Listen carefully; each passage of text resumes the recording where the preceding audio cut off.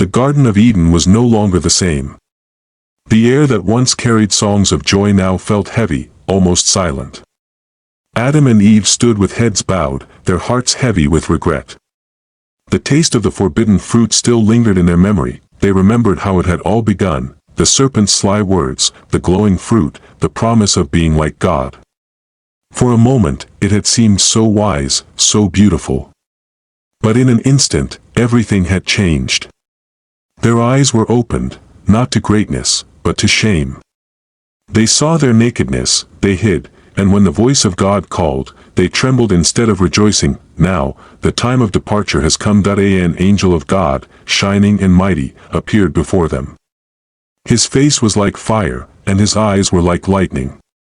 He carried a flaming sword that flashed in every direction.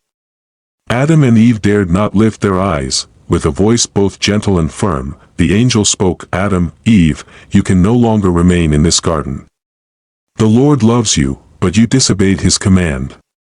If you stretch out your hand again, you may eat from the tree of life and live forever in this broken state. That must not happen. You must leave this place of beauty." Tears filled Eve's eyes.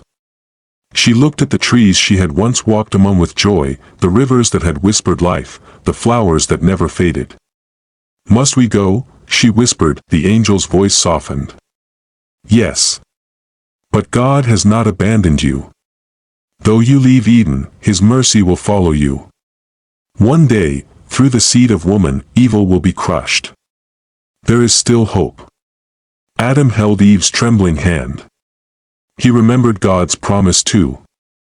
Even in judgment, there was a glimmer of light. Slowly, they turned away. Their steps were heavy, and every glance backward felt like leaving a piece of their hearts behind. Behind them, the angel raised his flaming sword, and the way to the tree of life was sealed. Fire and light guarded the entrance, making sure no one could return. The world outside was different, wild, untamed, and filled with toil. The ground would now resist them, thorns and thistles would grow. Sweat would cover Adam's face as he worked the soil, and Eve would know pain in childbirth. Yet, as they walked out together, a strange strength filled their hearts. Adam whispered to Eve, "We have lost Eden, but not God. He still walks with us."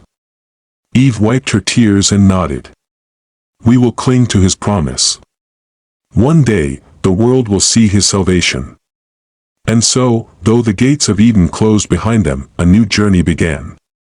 It was a path of hardship, but also of hope, a hope that one day, the broken would be made whole, and life would be restored again.